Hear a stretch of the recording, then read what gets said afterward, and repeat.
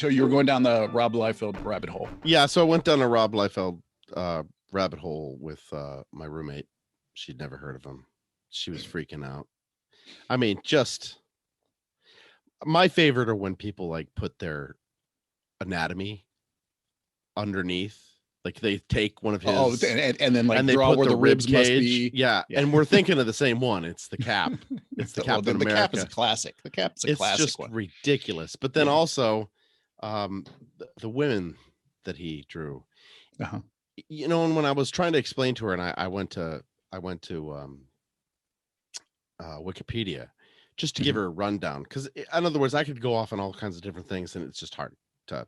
Right. It's a concise way to explain. So I read some of it, and they were talking about essentially some criticism that he has about the way he draws.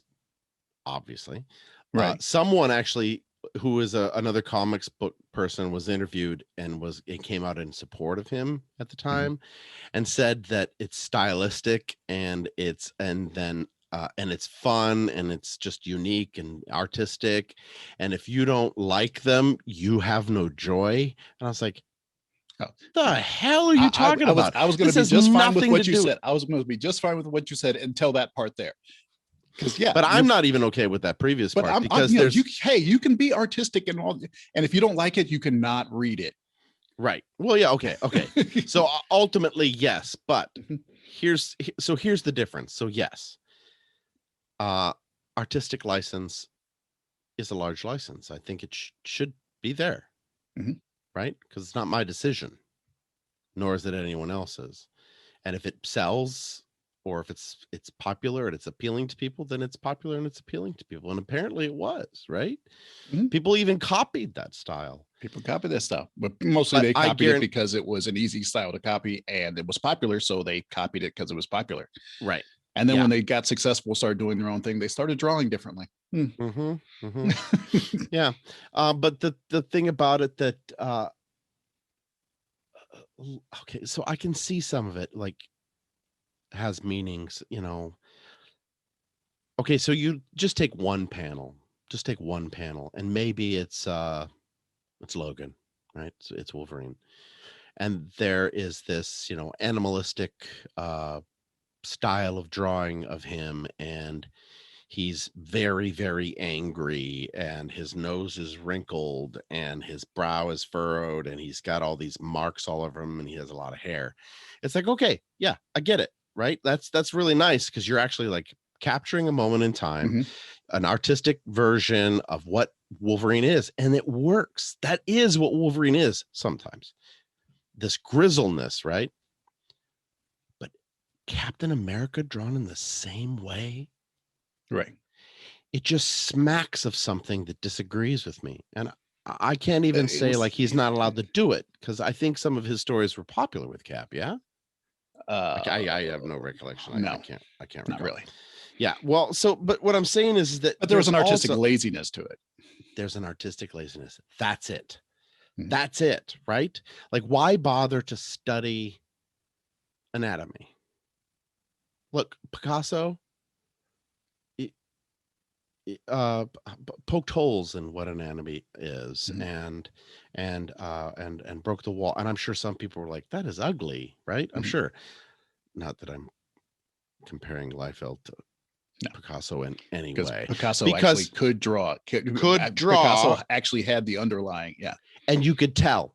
You could tell because of what he did with the form. You could tell, like, you know, like some people, like they see modern art and they're like, my 10-year-old kid could do that. No, they can't. Right. Because there is something behind it, and you notice it. It's like what I say, and here we go, folks, with LOTR again. It's what I'm always talking about with Tolkien, is that him filling in this history that you never even knew, but you could tell it was there. It would be dropped as history is in real life, that you see that things are based on concepts, and that concepts are shared between people, even just their languages and stuff. It brings a richness to it. Right. It's richness. It's a texture that it is a texture denotes the background that isn't spoken, but it's there. Yes. Yeah. Liefeld had none of that. It was lazy, and you could tell. And it's because he copied so much that you knew ultimately it was lazy. If he never did that, and he also just so churned out. He was it. he was a production. He was a production person, so he churned out stuff, and he also had other people churn out stuff for him. He would just churn out layouts, and then someone would go through and tighten it up for him, and then he would go in and finish things up because he had people, under him, so he could churn out a lot of work. And if you churn out a lot of work, you get a lot of work. Yeah. And then if you're appealing to, it's a mistake to appeal to one demographic, in my opinion, on any level. Yeah. Like even my puppet shows, I write them for children, but there are things in there for adults. Well, right? It's just, if you think in terms of like the way Disney works, and it drives people crazy sometimes, but you go to a Disney animated film, yes, it's for children, but they make sure, because they know children are going to have their parents watch it with them, and these kids are going to grow up and they're going to see it several times as they get older. So there's stuff for different developmental ages within them. There's, there's stuff that's just, it's pure little kid stuff. And when you're a teenager, you look at it, you go, that's baby stuff, as that passes by. But when there's stuff in there that's for the adult, that's looking at it, even though it's involving a child, it's they're from an adult sensibility, because the people doing it are adults. And so an adult can look at it and go, yeah, I see that there, right. And I actually, when I had my theater in San Jose, I actually I wrote this way. And then also at Fairyland, that's how Lewis and David wrote. Mostly David wrote that way. And Brandel writes that way. And so when I would go out and watch my shows being performed, or I'd go watch Fairyland's shows being performed, I would watch the people. I've seen the show. So I was watching the people and watching reactions to see what stuck and what didn't stick, and how could this and that. And one thing that I discovered along the way was something that it was really interesting to me, and I watched it over and over, and it was this. There's a mom or a dad, doesn't matter, sitting next to their child who is 5 or younger. It doesn't matter their age, but I'm trying to draw a larger distinction of sophistication. And then you would put in something that was immediately thrown over the heads of the child so that the parents can enjoy it, like we're just talking about. And this is what would happen continuously. The parent would laugh. And then instinctually, they looked at their child. Right? Yep. They would enjoy the thing, and they would look at their child. And when they laughed, their child looked at them and laughed. Yeah, they go whoop. Yeah. Right. And they share this laugh, and there's this weird dynamic that's happening. The child is just like, my parent is happy. That makes me happy. I'm happy. Then there's another dynamic of the adult saying, I'm happy. Look, my child's happy. And then there's a part of them that, this is an assumption on my part, but I saw it enough that I said, oh, that could be there. And that is, they're kind of pleased that their child gets it. Their child doesn't get it. Right. But there's this assumption that plays that they think that they're laughing together at this joke. And there was a subtle difference, right? There was a laugh and a look and a look and a laugh. And sometimes they kind of blended over, and you could see that the parents, they would rub their back. There was this pride thing that took place, an unspoken pride. You could see it there. And then usually afterwards, and you can see this, right? And then usually afterwards, a big laugh like that, then the child would lean into the parent, and the parent would lean into the child. It was just really neat to see how words and concepts done in the art of puppetry can do and Rob Liefeld had none of that.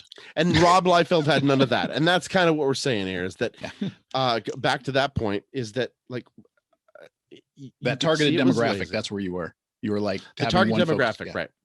So making all your books to appeal to 12-year-old boys. They don't understand. They haven't gathered what an attraction to a woman is. They haven't gathered what masculinity is. They're looking for these things and they find them there. And I'm not saying he's like ruining the youth or anything. I'm just saying that's the dynamic that's happening there. Well, what Because happened you was, can't look at one of those women and say that looks like a woman. And they said, this is what I meant to say before, that there was talk about like how he sexualized women, obviously, because their tits were hanging out and their thongs barely covered stuff. And there was even little caps. I don't know if you noticed, there's a lot of little caps at the crotch. right, Like almost like a merkin. Yeah. And Like, Sadie goes, what the hell is that? And I said, it's a camel toe hider. What do you want? But to me, it was just like, no, that isn't even sexualization of women. That is a misunderstanding. right, because you could have someone like Art Adams, whom Rob Liefeld was stealing a lot of his stuff from. So a lot of his stuff was basically just kind of copied from Art Adams in terms of just his creative process, his creative ideas, and then the positions and stuff that he was doing. Art Adams would sexualize women, but there was a true understanding of anatomy. So they were basically like hyper attractive models as opposed to freaks. Yeah, because those things are freaks. Their legs are 3 times the size of their entire body. Right. But see, the difference is that Art Adams could make someone whose legs would be 3 times as, nearly that, but it would just look dynamic. It wouldn't look weird because everything was proper. There was bone structure. There was bone structure underneath it. There was all these things that were there. So even though, a person's in an extreme position, or they're just, they're basically naked, but you drew lines on them to denote clothing, they would still look, realistic enough to just be like hyper attractive, as opposed to what the hell. Sometimes you go, how is she in that position? As opposed to she's broken. Right. Right. When I Rob Liefeld, at least at that moment, had never seen a woman's butt. He's never seen them. He made some assumptions. Like, have you ever seen... Well, he saw someone else's drawing of a woman's butt. But he'd personally never seen one. I guarantee you. Because if you see a butt, you want to do it right. Hello.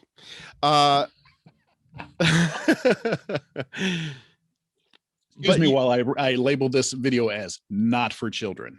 Not for children.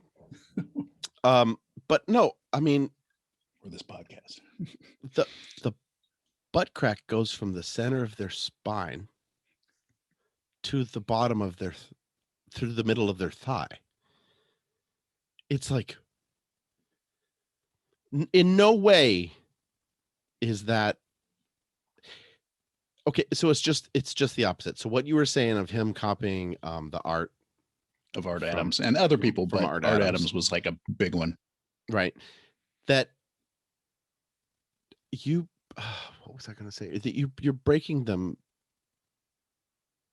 so much that your lizard brain screams.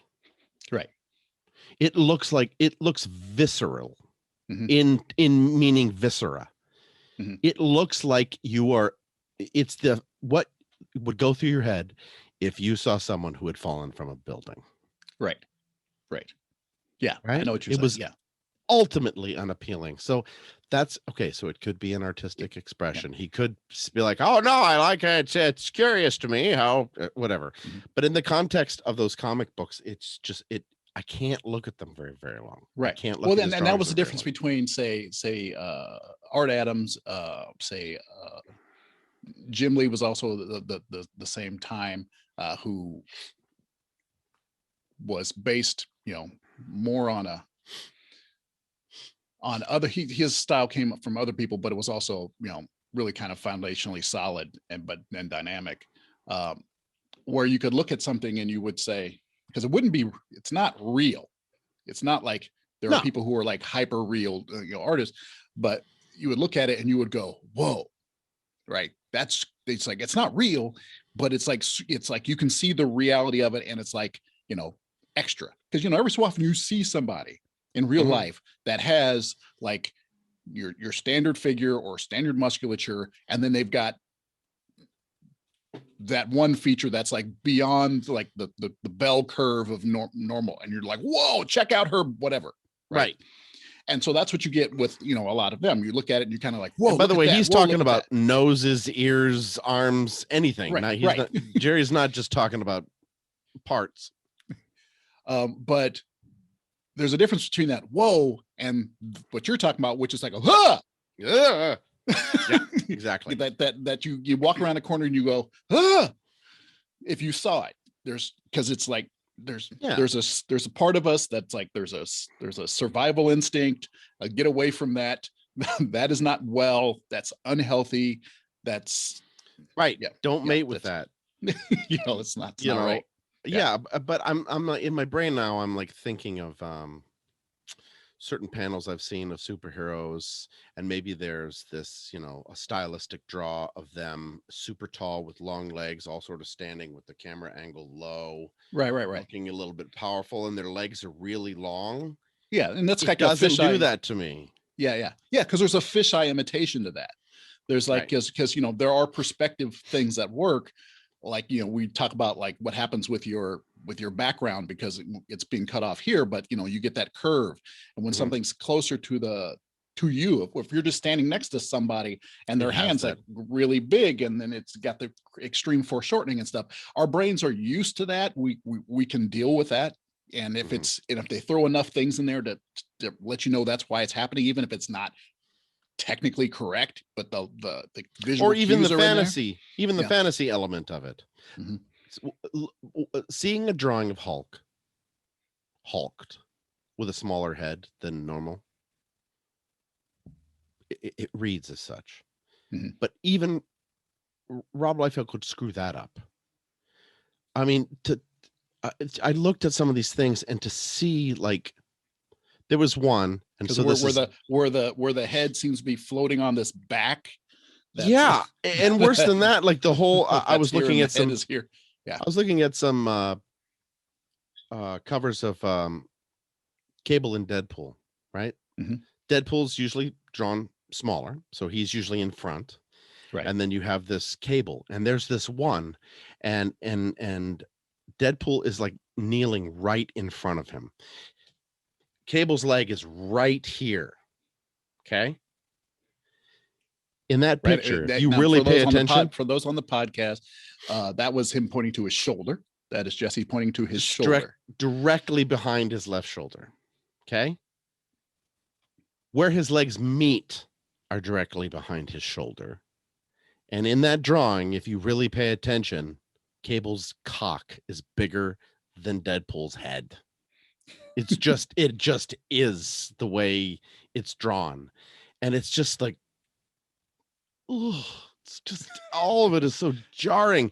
And my brain reported to me this. If it was stylized, if he said, well, it's just stylized. Okay, well, if it's stylized, then stop putting ultra detail in it, because that's what tricked, right? All these details on the face. You could almost see it work if it was this clean cartoon drawing, like a Hulk can sometimes be drawn. Right. Well, it's the difference between, say, like Jack Kirby, who was extremely stylized, insanely stylized, but he was also very minimalist. He would not put all those super detailed lines in there, and it's one of those that I'm not the classic Kirby fan, because some of it was like, it was just too stylized for me. It just doesn't work all the time. I'm not one that's like, hey, it's a Kirby drawing, it must be perfect. No, I'm not one of those people. It doesn't always work for me. But his stylization came out of, an understanding of anatomy, and also came out of production time. He was basically, carrying a lot of Marvel for a long time, him and Stan. And but he did exactly what you're saying, which was, since it was stylized, he de-emphasized a lot of that little surface stuff. He didn't try to bring all that little bit of detail, which throws the stylization away. That says, oh, you're trying to be real. Right. When you start like doing here, that. I'm And looking at a picture of looks like the Avengers, and Captain America's in front, and he has white teeth, and if you were to take it in and of itself, it would look like he had these gigantic buck teeth, and that was it, because it's just this little swoop of a tooth. Uh-huh. But his face is so not very detailed. The look that he's given of, like, he's like running into action sort of thing, that it works because there's no lines in the teeth. Your brain Right. will say, okay. Whereas That's a mouthful. Liefeld put that's teeth. 32 teeth on top. On each row. Yeah, I know, exactly. And the mouths weren't entirely open. Right. It's just weird. Right. It's just, that's really, I guess, what I'm getting to when it comes down to it. Okay, it's stylized. Okay, he's allowed to do what he wants. Okay, Yes, he it's is. sold. Okay, it was influential. But it fucking weird. It's just weird. I think the influential that he was not, I don't think, a positive influential, because as you said, he had a target market, which was like 12, like prepubescent, early puberty boys. And that drove an industry that, just of like middle class kids who had expendable income from their parents, and they wanted to get, they wanted to be fed, so they consumed. So the industry focused on them a lot. Mm-hmm. They just fed them. Hey, we're going to do variable covers. Hey, we're going to do this. We're going to start throwing all the fancy characters into every book, so that everyone will always want to buy every book because it's got the hot character in it, blah, blah, blah, blah, blah, blah, blah. Mm-hmm. And since the industry did that, those kids, that market, that demographic, decided that the industry belonged to them. Mm-hmm. And that's where we get this today, where we have this issue with these kind of toxic fans who are in their 30s and early 40s, who think it all belongs to them because they were basically told, they were fed everything just for their little growing ids when they were young. Mm-hmm. And so they feel they have an ownership of it. You guys are fake fans. You girls aren't real. You guys don't really understand this stuff. Right. Like, how could you? Because this was for me.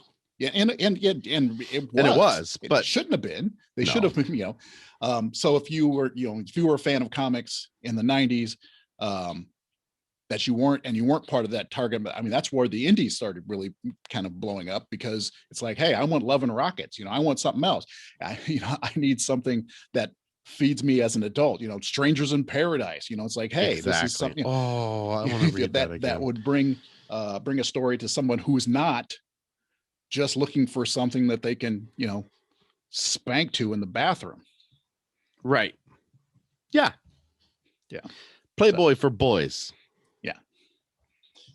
Yeah. How do we? You just started. You just started on. Started talking about Liefeld. Right. So we were talking about Liefeld. We were talking about, this might be cut, I'm sure. We'll stick it on the back end or something. But you were just talking about you started this story, and I don't think we have this in the recording, but you were starting to do a deep dive into the background of Wanda and things like that, and what happened, looking up something after... on Wikipedia, and then you said, hey, you asked your roommate about if they knew about Liefeld. Oh, because we were talking about Comics Explained. Yeah, that's Rob's his name. Isn't his name Rob? Ugh. I think it's Rob, which is coincidental because we're talking about Liefeld. Yeah. But there's this, and I might as well just say it on camera. I think we should release Swiper on YouTube. I'll read it. Remember the whole reading rainbow thing? Remember the whole reading rainbow thing I wanted to do? I'll do it, dude. I'll give you every voice. Well, do we want to do the mini comic first, or we want to do the? We should do the mini comic first. Absolutely, yeah. And then go to just the do other it by panel. Panel by Or whole or like page, he or does whole with the page scroll Comics down. Explained, where it just starts to go like this. All right. All right. And then, all right. separate one and then just swipe. Because I mean, like Soon to Die, you could just see that doing this sort of movement on the screen. Solid one panel just doing this. This is It's going to great take a while. podcast. Remember, This is great I know. podcast material. I'm The moving my hand hands motions. like it's going up over the horizon, that it's coming towards. It's jumping slow-mo towards you like a ninja might, because we Yeah, have a character we'll called do that. Soon to Yeah, Die. we'll do that. I'll have to start the production on that. We'll pull that together. Because I'll do them all. Yeah. I mean, come on, and any sound effect you want, because I just think that's hilarious. And just for those not in the know, talk to us about whether or not you'd want to see this. I'm sure you're going to say yes, but because of people like Liefeld and who else is a I can't remember who back at the time. Yeah, but there was a website early 2000s called Swiper, right? Wasn't the website Swiper?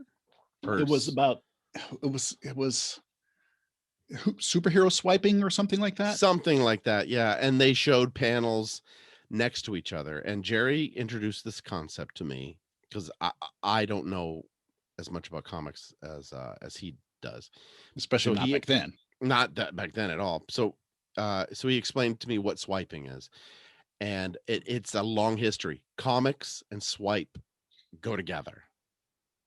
I mean, swiping was from like, I did some more research recently to talk about this, that it goes hand in hand, because sometimes they did it to themselves. Yeah. Because it was easier to churn out stuff with just a couple guys. They would just, and you can see covers and they just look almost identical. And again, back to Liefeld, his swiping of certain things where he just literally used it panel by panel. It was like, how do you not have enough respect for yourself? Right. Anyways, so Jerry said, look, I want to create a comic book about swiping, and we're going to swipe everything. And I was just like, yeah, this is awesome. So it's called Swiper. And when you see the logo, you'll have to guess what the logo comes from.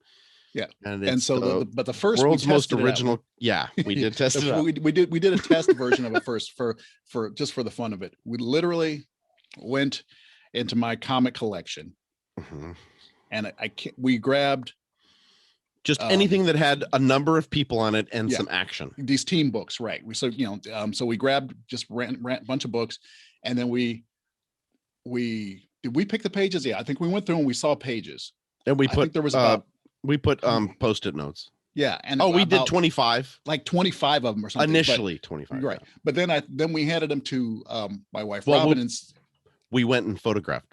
Oh yeah, we got photocopies. Yeah, photocopies, and then we handed them to my wife, Robin, and said, we did something before that even. What did we do that? Oh, we whited out all the. We whited out every word. Every word, right? Then we handed it to Robin and said, "Give us a 10-page book." Give us 10 page, and so she just grabbed them and put them in an order. They were different characters from different books, and just all sorts of different pages, and then stapled it together. Different stylized. And then we looked drawings. at it and said, "Okay, we're gonna turn this 10-page book with different characters into a story." And so we read through it, and some things were just like, "Oh my God, that's perfect." The way one page would fall. Soon to Die is my favorite. And then, so then we had to come up with characters based on who they were and what they turned into on the next page. It's like, oh, okay, well, we changed some of them. Yeah. So we had to change them around so that they could be the same character from page to page. It's like, okay, well, we're going to put this mask on that one. So then when on here, he already has a mask. We'll just keep going with that mask. And then I don't know if I have one. Because the only character I remember for certain in there, well, Soon to Die, and then I remember that we had our Wolverine, which is called Griffin. Yeah, they're all in there. Yeah, Griffin's in there, and we had the blue light specialist in there. I think blue light specialist. He might have been in there. See, also, I think he was in it. Supervisor was in there. Oh, that's right. The supervisor. Was most of the core Swiper team, which then became a superhero team that we kind of a team, we're in there. So yeah, so that's what the book. So there was two books. There was like this kind of ash can style book, which was We sold it for literally $1.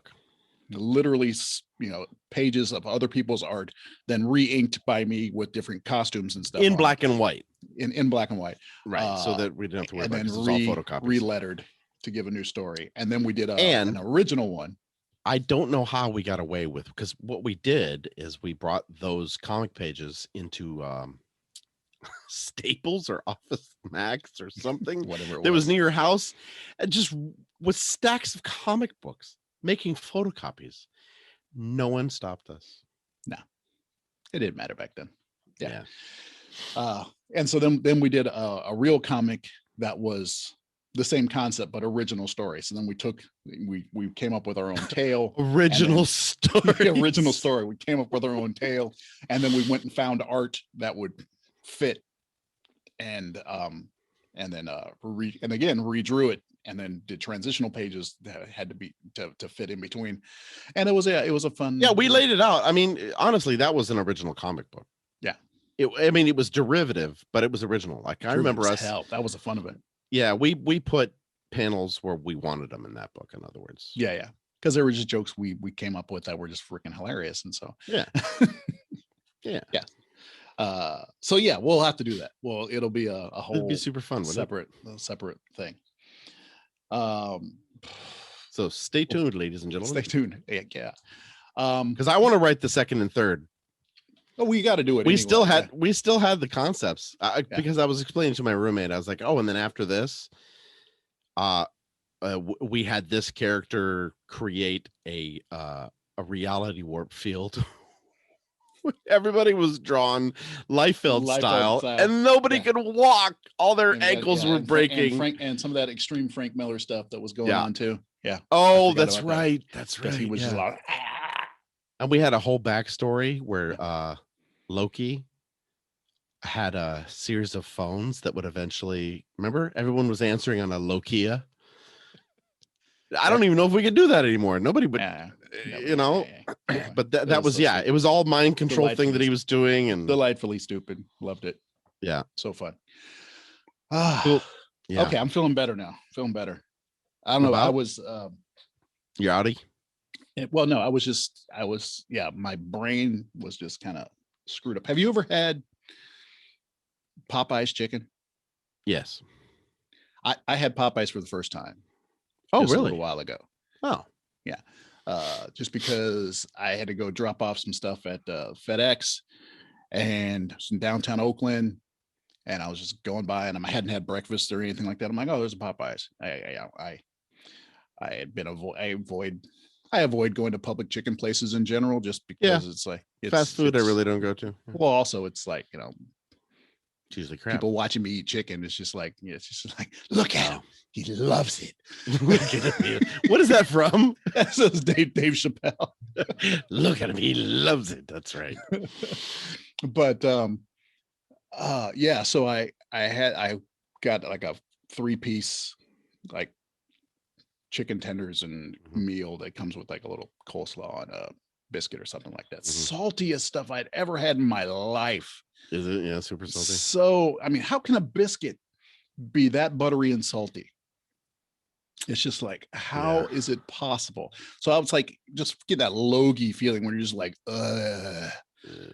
it's like, okay, you're trying to kill my people.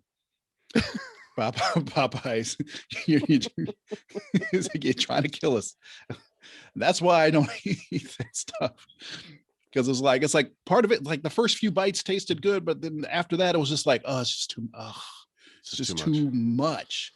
Yeah, I remember it was a month or something ago that I got a craving for McDonald's fries.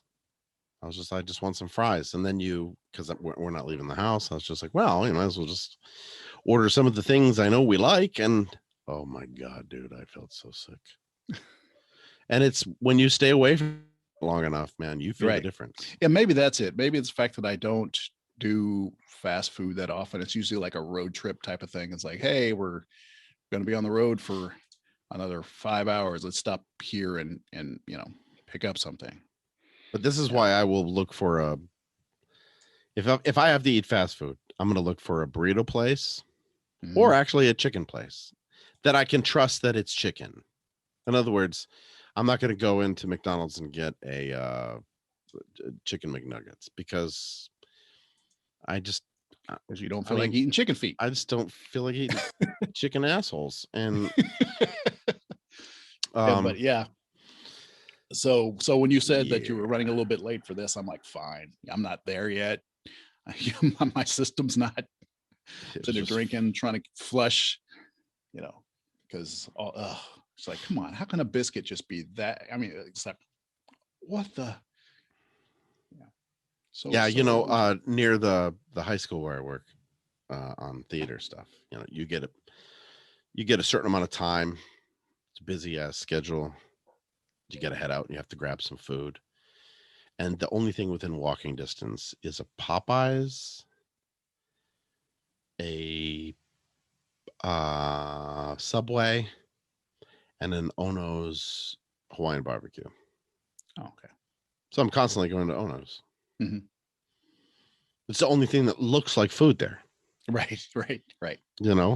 Um, and I love their macaroni salad. Oh my God, I want it now. Yeah, but then you get sick of eating it. It's like, oh, we're gonna go to Ono's again. Oh no. Is that why they call it Onos? Yeah, I guess so. You spill it on your shirt. Oh no, that shirt is ruined because this teriyaki sauce is indelible. So Yeah. obviously we are not sponsored by any food Nope. Distributor, any product I whatsoever. am sponsored by My Food. Exactly. My kitchen. My kitchen. Speaking of which, just because we're on the subject, because again, we're obviously not sponsored for anything, but there's this website I absolutely adore. It's because you think like, oh, okay. Every time I've gone there, it's just like perfect. And now they have an app. And so I'm going to do a free commercial for My Fridge. Just go and look up My Fridge on an app. It's in a beta form. It's before like a big release, and it's just amazing. If you want to teach yourself how to cook like things that you don't normally cook, what you do is you go to My Fridge and you just literally click off the items that you have in the Interesting. house. Yeah. And then it'll come up with combinations for recipes. Oh, you put a little bit of ketchup in some whipped eggs, and then you that one random piece of chicken in the back of your freezer, do this, and it's just, and put these seasonings on there on a bed of rice, and it's just like, what the hell? Really nice. Cool. I'll have to check that out. Yeah, it's really fun. Yeah, like for instance, if you wanted the to cook for the family, and you're just like, I don't know, just this is like a roll of the dice. And Okay. you don't feel like going out shopping. Just like, hey, what Yep. do we got? It's everything you cool. got there. Yeah, it's really neat. I like it. Thanks for watching this snippet. If you're interested in listening to the full conversation in one continuous spot, you can check out the entire podcast on Spotify or any other podcast delivery service you might have. All availability will be shown in the description. And make sure to like and subscribe. And if you want to be bugged by us for the rest of time, click that little bell. Thanks, everybody.